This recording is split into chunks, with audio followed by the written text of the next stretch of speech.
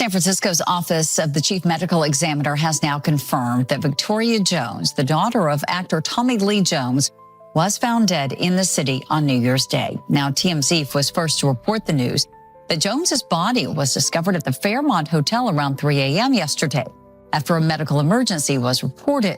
Paramedics pronounced the 34-year-old dead at the scene. The cause of death has not been released, but police say the death is not suspicious. Victoria Jones made several acting appearances as a child, including a role alongside her father in the film Men in Black 2.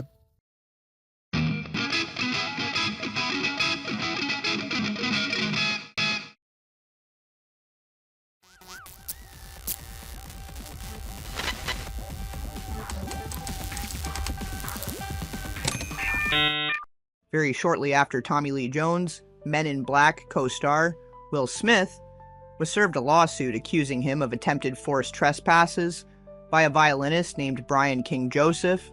Tommy Lee's 34-year-old daughter, Victoria Jones, was found unresponsive in the hallway of the upscale Fairmont, San Francisco. Police were called to the scene at nearly 3 a.m., where she'd been found in the hallway of the 14th floor. She was pronounced dead at the scene, with the cause suspected to be accidental due to excessive self-medication. To many, this comes as no surprise, as outlets are reporting Victoria had been struggling with inner turmoil, and her methods of self-soothing and self-medicating seemed to go right off the rails in the spring of 2025. Some of those in her inner circle supposedly had even feared she may be the next Nick Reiner, for having a similar history, and for reasons beyond many realize, as the parallels run deep between these two. On February 11, police were called to a private residence on Las Amigas Road in Napa County, California, with reports of a domestic violence incident. The caller felt that an argument was escalating, ultimately chose not to press charges, but wanted it documented. On April 26th, police were called to the same residence to conduct a welfare check. She had dried blood on her nose and admitted to using cocaine. She was arrested for violating her probation from a previous felony case from 2021 for stalking and criminal threats towards an ex-girlfriend. She was charged with resisting arrest, possession, and being under the influence of a controlled substance. In her mugshot, she had visible bruising on her face. If this wasn't a result of the struggle with police officers, it suggests the cohabitation situation had become increasingly violent and dysfunctional. On June 13, 2025, while staying at Caneros Resort and Spa in Napa, California, she found herself in a heated dispute with an elderly man relating to her alcohol consumption and drug use. She struck the man in the face twice. She was charged with domestic battery and elderly abuse. But beyond the shocking and sensationalized headlines was a woman clearly struggling with some kind of deep-seated and unresolved trauma that added a layer of stress that was not being addressed and caused her to lash out at loved ones and people likely speaking out in concern for her. When these substances have stopped taking the edge off, and whatever trauma infection is bubbling up inside, it can lead to harm to oneself and or others. 30 to 35 is an especially difficult time, as one is able to reflect back on their early years through an adult lens, as they become the ages of those that wronged them, or were supposed to protect them, and with added depth of understanding of the degree and severity of certain traumatic events, it can cause a seriously rapid decline, if not treated and cared for properly. Now let's rewind, because Victoria was also a legacy Hollywood descendant, and as director Rob Reiner had once said, everyone in jail for a violent crime had a nightmare childhood, with his own son being the prime suspect in the deaths of he and his wife Michelle. Nick Reiner and Victoria are in the same age range, and both reached some kind of boiling point after their experience of growing up in the foul and dangerous trenches of 90s Hollywood and beyond. From what I gathered during my brief investigation, she and Nick actually had a lot in common, and may have in the very least been acquaintances in their youth based on what I discovered. Tommy Lee Jones had several notable roles throughout the 70s and 80s, but it wasn't until shortly after Victoria was born that he started receiving more substantial roles, with The Fugitive in 1993 and The Client in 1994, which of course got my shiny senses tingling, because The Client, directed by Joel Schumacher, who was best known for making Batman and Robin too homoerotic, and saying really disturbing things about children. I would get my sleeve, and this, exquisite 8 or 9-year-old child was standing there, and it was Drew Barrymore, and she said, Hi, I love your movie. I've seen it 50 times and I know every word. And I was so undone by this beautiful child. The client was also the debut film role for a young Brad Renfro, plucked out of the trailer park he lived in with his grandmother, carefully chosen by the popular casting director at the time, Molly Finn. Brad fit the authentic, tough kid type Schumacher was looking for. He didn't want a professional child star. He wanted a streetwise kid with little to no interference, oversight, or objection from parents. His were not a big part of his life, and he was but a leaf, dancing in the wind, snatched right out of the air by the cruel hands of fate. He too had a lengthy history of drug-related crimes and other legal mishaps, relating to his own self-medication, with heavy narcotics starting at the age of 15. It had gotten so bad by 2005 that he was caught in an undercover drug arrest sweep of Skid Row on December 22nd. Skid Row is basically the roughest, most crime-filled open drug market and homeless encampment in Los Angeles, if you hadn't guessed by name alone. The holidays are the hardest time of year for those with an estranged or non-existent family. And I personally know the kind of pain that can drive you to want to take a vacation from your own mind. But to have found himself in that particular neighborhood, he was obviously having an exceptionally difficult time. In June 2007, after violating his parole for failing to enter a drug rehabilitation program, he was let off with a warning by the judge. January 15th, 2008, Renfro was found deceased in his Los Angeles apartment at the age of 25, due to what was ruled to be combined acute intoxication involving both heroin and morphine. Victoria had her own debut role around the same age, just a different decade, having several more noteworthy roles under his belt, including Natural Born Killers, also released in 1994, another Schumacher film, Batman Forever, released in 1995, and of course one of his most notable, Men in Black as Agent K, co-starring Will Smith as Agent J, with the first installment being released in 1997. You know, you're much too tense. You're a young man. You need to relax. Learn to take some joy in your work. You like music? That's better. Also released in 1997 was Volcano, co-starring Anne Heche, who'd also met a very disturbing and suspicious end in August of 2022. I'm sure you're aware of this, that our continents sit on tectonic plates. Great big rafts floating over an ocean of molten rock. Yeah. When they shift like they did this morning, we get an earthquake, okay? Yeah. Victoria's very first film appearance was in the Men in Black sequel, released in 2002, which once again starred her father and Will Smith, as well as Rosario Dawson, Rip Torn, Lara Flynn Boyle, Johnny Knoxville, and more. There was even a cameo by Michael Jackson in one of his very few film appearances, and his last before his suspicious death in 2009.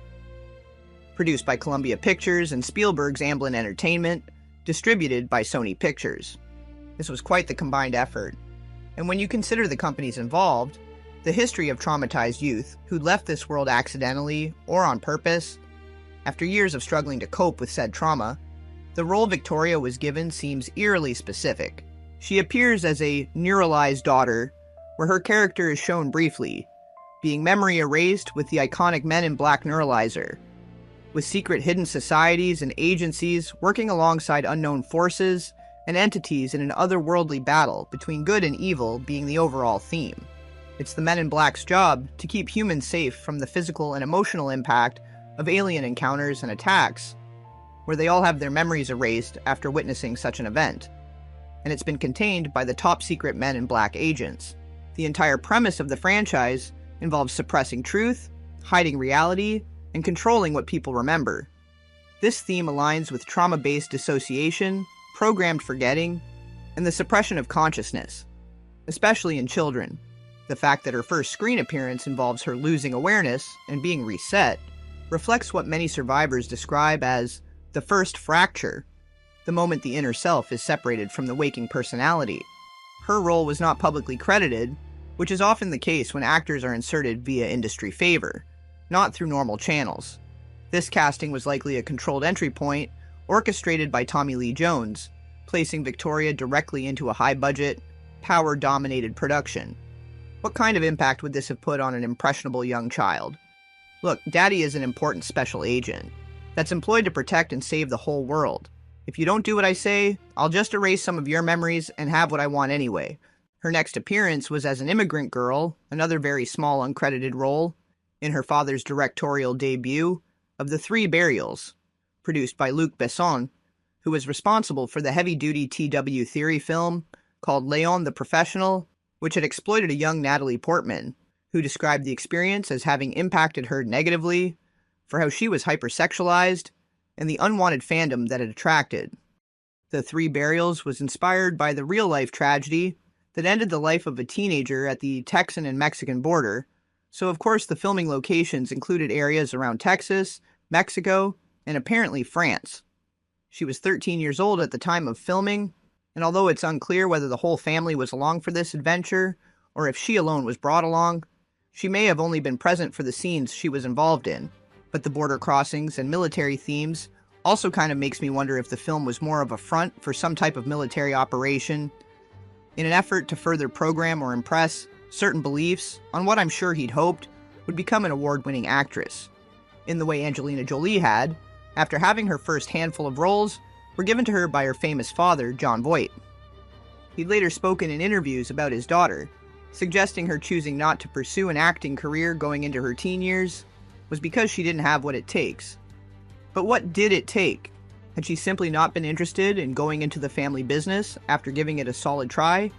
Or had something worse happened to her, forcing her to want to break out of the system entirely, numbing herself to the reality of being the daughter of a celebrated actor, but having no passion or ambition for that path?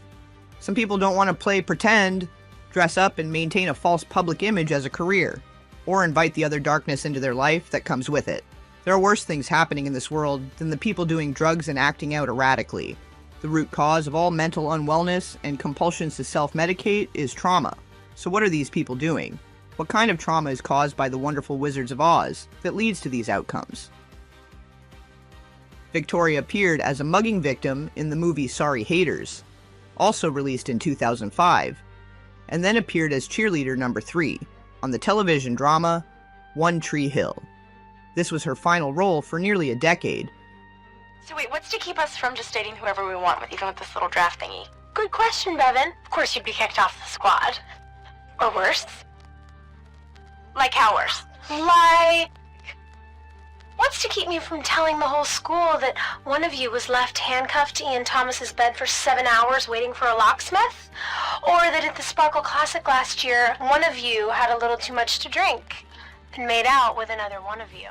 It is now fairly well known that the show's creator, Mark Schwann, had a long history of inappropriate behavior and misconduct towards the female cast and crew, and Victoria was still a preteen at the time. Now, if you think it unlikely that someone would make a pass at the child of a powerful and wealthy figure like Tommy Lee Jones, you're sorely mistaken. Kevin Spacey was accused by the son of Richard Dreyfuss for allegedly having grasped and massaged him inappropriately under a table, while his father Richard was in the room. If anything, certain predators get some kind of thrill out of preying on the offspring of a powerful individual. Victoria's last role was in 2014, at 22 years old, in another film directed by her father called Homesman, about a man who transports 3 women by wagon to a church-run asylum to be treated for prairie madness, as if to send some kind of covert message about how women who've lost their mental devices and are suffering the fallout of trauma are forcibly institutionalized and silenced, once again in a minuscule and uncredited role, before dropping out of the limelight entirely. This was also the year Nick and Rob Reiner were working on a film together, which was actually Rob's reimagination and fantasy of curing his son's trauma fallout. It was supposed to be a sitcom series about rehab, like The Office, but loosely based on his own experiences and of those he'd encountered during his 18 different rehabs and reprogramming facility stays. And I think the world really missed out on that when Rob completely shat on it, hijacked it, and made it into one of the worst films ever made, but having a nice little happy ending for himself, becoming governor of California, and his son doing stand-up comedy, and still kind of left twisting in the wind with nothing solved whatsoever. Whether Nick was actually guilty of parricide or not, we still don't know, but Victoria and Nick had fairly similar upbringings, and had many of the same struggles, both with tragic endings. I will be covering that case closely, and as usual, Links to everything are in the description. In 2017, Rob Reiner and Tommy Lee Jones worked together on a political drama called Shock and Awe, starring Woody Harrelson, James Marsden, Jessica Biel, Mila Jovovich, and of course, Tommy Lee and Reiner both had their own roles, with the overall premise being a dramatization of the opposition towards the Bush administration's declaration of war against Iraq, for fear they were harboring weapons of mass destruction. And which building is that? The one with 5 sides. I know that a man named Ahmed Shalabi wants to replace Saddam Hussein, that the neocons are pushing for the invasion, and you are quickly becoming my favorite writer. Proof is coming from every major media outlet in the country, except yours. All right. I'm speaking to you because I'm an American citizen and I don't like what these people are doing. You got to see this. What do we do? To be honest, that's a big part of it. And, you know, there's a quote at the beginning of the movie by Bill Moyers, who was a press secretary to Lyndon Johnson. And it basically talks about how in order for democracy to survive, we need a free and independent press. That is a basic foundation for democracy. But to be honest with you, what attracted to me to the story, I mean, you know, it's a real story. I was of draft age, you know, during the Vietnam War.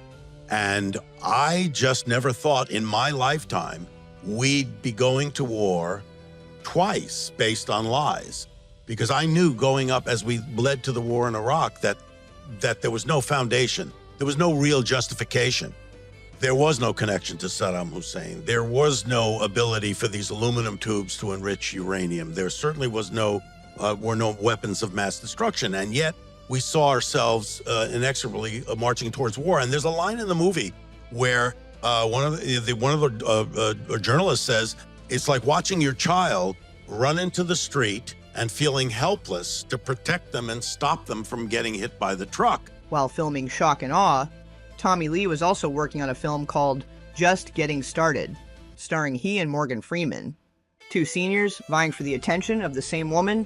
As it turns out, Freeman's character is in witness protection, and their competitive antics catch the attention of those who want to take him out. So rather than competing for the woman's love, they team up against the mobsters. Sounds more like a fantasy plot that a couple of grumpy old men wanted to cross off their bucket list. Speaking of bucket list, Rob Reiner and Morgan Freeman worked on the film Bucket List together about a decade prior, with Freeman and Jack Nicholson in the lead, as 2 grumpy old men looking to cross things off their list before they die. Now the reason I mentioned Tommy Lee, Reiner, and Morgan Freeman working closely together is because it shines a darker light on what must have been some pretty twisted origin stories, considering what has happened with both Victoria Jones and Nick Reiner in early adulthood. August 16th, 2015, Freeman's step-granddaughter from his first marriage, Edina Hines, which he and his second wife had basically raised, had been killed by her then-boyfriend. And the suspected reason why will leave your jaw hanging to the floor. I had a clear view of this whole thing. Disturbingly clear. Neighbor George Hudachko witnessed the stabbing from his apartment window. When his hand was going up and down, what was he saying? He was still saying, "Demon, be out. Demon, I command you, be gone." Brendan Tarafa also witnessed the horror. You were just up here in this window, just 4 floors up. Yeah, that's right. Yeah, and I saw her laying on the ground right here. She wasn't moving. Oscar winner Morgan Freeman, who was married to Edina's grandmother, released this heartfelt statement. The world will never know her artistry and talent and how much she had to offer. Her star will continue to shine bright in our hearts, thoughts, and prayers. May she rest in peace. This is a recent photo of the couple seen at dinner with a friend who says he was with them in the hours before the tragedy and things seemed fine. Have you been here before? Edina was an actress appearing in the film 5 Flights Up, which was released last May. She played a receptionist alongside her grandfather and actress Diane Keaton. If you'll just take this paperwork right over there, someone will be with you in just a moment. She was also on Broadway in the 2012 production of A Raisin in the Sun. I'm Edina and I'm playing the mean bereaved. And here she is in an episode of the ABC show What Would You Do? The customers don't know she's an actress and think she's just a rude coffee shop barista. I want to make sure I get your order right because I don't want you to be complaining later. Meantime, authorities continue to piece together how a young woman in the prime of her life ended up dying in such a horrific way. When police arrived, Lamar Davenport was on top of Edina, attacking her with a bladed weapon. It was later reported he was under the influence of PCP and believed he was exorcising the demons inside her. Hines was pronounced dead at the Harlem hospital shortly after, at 33 years old. Since around 2009, there had been rumors that Freeman and Hines were having an affair due to their affection towards one another in public, and his frequently bringing her to red carpets, rather than his then wife. It was also rumored that this is what had led to his 2010 divorce. In 2012, Freeman had publicly denounced the rumors, saying it was tabloid gossip, and there was nothing going on between them, beyond familial love, suggesting it was everyone else that was sick for even suggesting. But since Woody Allen had in fact started an affair with his adoptive daughter, possibly beginning before she was of legal age, people were a lot more on alert for these kinds of covert Hollywood couplings. This was the same year Freeman was once again working with Rob Reiner as a retired and disabled author who moves to a remote village to recapture his passion for writing in the magic of Belle Isle. Who's up for some high-stakes poker? I'll play. How much you got? Lamar Davenport's case went to trial in 2018, where it was confirmed he had been under the influence of PCP. But with supporting witness statements, it was established that the couple were habitual users of the substances that had been found in their systems, and there was no prior history of domestic violence or disturbances. During his defensive statements, Lamar attested that on the night in question, Edina had confessed that she and Freeman had been carrying on an affair, and for longer than people had suspected. This had sent him into a spiritual and emotional spiral, as this had likely come up at least once, considering how frequently this had circulated, which had then sent him into a frenzy, realizing how many times she must have lied to his face about where she was going and with whom, having been romantically involved for close to 5 years at that point. Neither this, nor the drugs were any excuse for what he had ultimately done, whether it had been true or not, and in 2019, he was sentenced to 20 years. Why had all these young people raised in the same socioeconomic sphere of influence become dependent on substances to survive? Now, these two more recent cases, between Nick and Victoria, have a lot more in common than most people realize. Tommy Lee Jones was college roommates with Al Gore while attending Harvard. Both were Southern upperclassmen and resided in the Dunster House dorm building. This is a historic community living space, and Gore and Jones maintained a very close friendship throughout their lives. Dunster House is one of those elite grooming pipeline structures where students are given access to secret societies and legacy networking opportunities to enrich one another's lives through business and other arrangements as they go forth into the world. So in the year 2000, Al Gore had just completed 8 years of vice presidency and was running for president against George W. Bush. This election was not only historic, but highly controversial. Gore had won by popular vote, but the Electoral College, that is supposedly a balancing equation for states with more or less voting power, Bush came out on top. There were months of lawsuits, recounts, and the Supreme Court stepped in, but on December 12th of 2000, Bush was officially declared president. Tommy Lee Jones being a huge support through the campaign, delivering a major introductory speech at the DNC event in August of 2000, speaking about their lifelong friendship and close bond, speaking fondly and graciously of Gore's character and eligibility as President of the United States. Just friends since the day we met on the first day of college 35 years ago. There are plenty of people at this convention who can and will speak to the big policy questions, but I have one very real issue to talk about, one I can probably address as well as anyone outside the Gore family, and that is the quality of this man's character. He is a good, caring, loving man.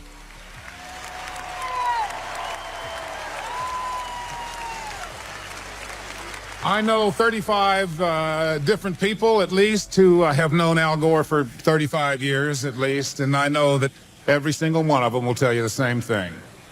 I lived with him for 4 years, and what did we do? We shot pool, and we watched Star Trek when maybe we should have been studying for exams. He'd challenge me to shooting contests. We'd see who could hit a tin can from the farthest away, and I tell you, it was usually Al. My parents lived overseas when I was in college, and the Gore home in Carthage was always open to me. When I visited Al in Middle Tennessee, we did the complicated things you'd expect college kids to do. We catch a loose cow, go canoeing and hunting and chasing through the woods with coon dogs in the middle of the night. Rob Reiner had also jumped on this side of the political rumble, showing his support and helping to raise millions of dollars in campaign contributions, speaking positively and in favor of Al Gore as president in every possible chance, in interviews and for gathered press.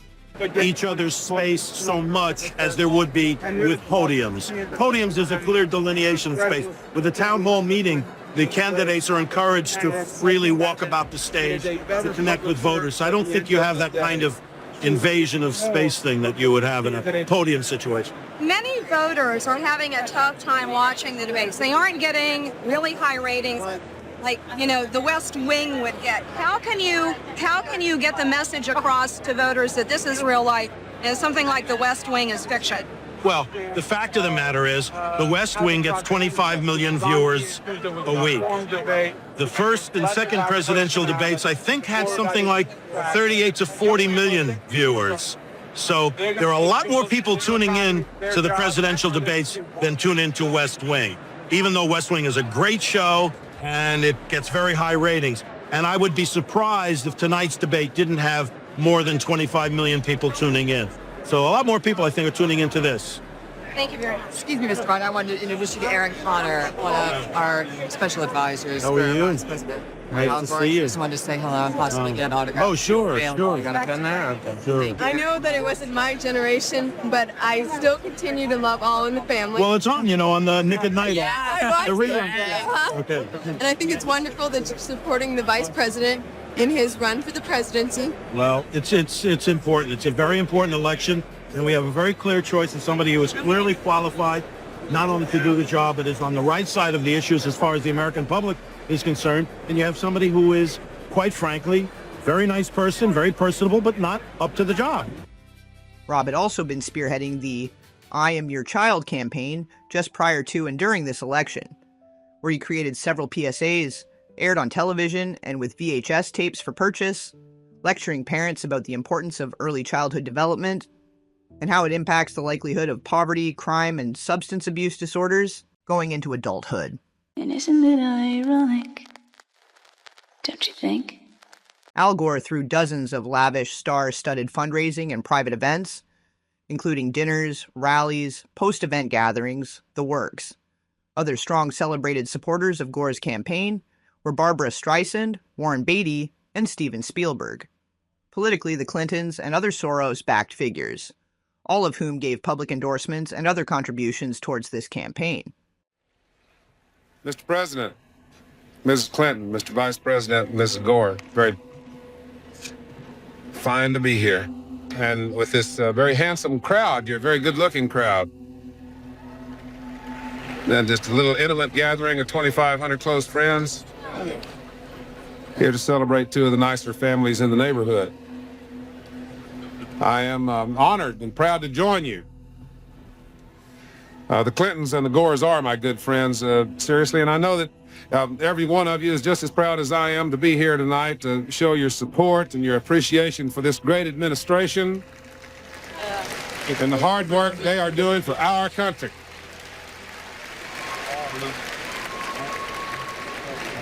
These two families are our representatives to the rest of the world, more importantly, to ourselves. And folks, I want my country and my family to be strong and wise and kind. The Clinton family and the Gore family speak very well to us and for us of kindness, wisdom, and strength.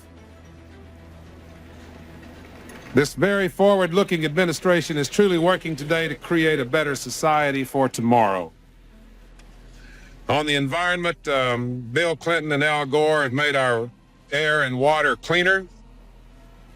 They're protecting our public lands. That's something that Americans, that our grandchildren will be thanking this administration for generations to come. 2000 was also the year of the roast of Rob Reiner. Let us not so quickly forget the comedy geniuses who brought us jokes about Rob's harms and trespasses against children and being trespassed upon by his own father. Many of these social hybrid events, part political, part networking, and just all around circle jerking one another, were family friendly and child inclusive. Nick was around 6 to 7 years old. Victoria would have been around 10 to 11, both being Hollywood royalty, with fathers who had power, connections, and secrets. It is highly likely they'd spent much of these early years, in the very least, throughout this campaign in close proximity. Maybe they were merely childhood acquaintances. But it seems they both knew one another's pain and sorrow quite intimately. They knew the truth about their fathers, and they could see through the horse and pony show of all these powerful industry and political figures, all of whom were likely masquerading as something they weren't. The privilege of introducing someone that I've known for 32 years. 32 years ago, she was a little girl, but I thought that she was a beautiful woman. I thought she was very wise, and I knew very well she was unintimidated by big boys. Today, she proves that good people don't really change. She's wise, she's beautiful, and she's unintimidated by big boys. She is a strong voice for children and the homeless, and a tireless advocate for mental health and substance abuse care. She currently serves as mental health advisor to the president and as special advisor to the Interagency Council on the Homeless, where she helps to improve the delivery of federal resources to state and local programs. In 1990, she founded Tennessee Voices for Children, a coalition that promotes the development of services to troubled young people. Her great warmth and humanity are reflected in her 2 photography books, Picture This and Picture This, a visual diary, which have received wide acclaim and touched the hearts of many. Please join me in welcoming a dedicated public servant, wonderful human being, Tipper Gore. So blatheringly adoring and stroking of one another, some people are really into being part of that kind of narcissistic cult matrix. For some reason, not wanting to be part of that societal and cultural infection, especially when you have money and the means to influence and empower yourself above others, it means there's something wrong with you. You're mentally unwell when the depression and anxiety of the trap you're living in starts to become all the more apparent. It can be extremely difficult to escape a narcissistic cult family system, especially if they fear you'll be well enough to succeed and speak on their harms and trespasses against one another. The children, the victim who managed to make it out alive, survive, and thrive. Some people don't want to just pretend happy for the sake of a picture-perfect image of wealth and success.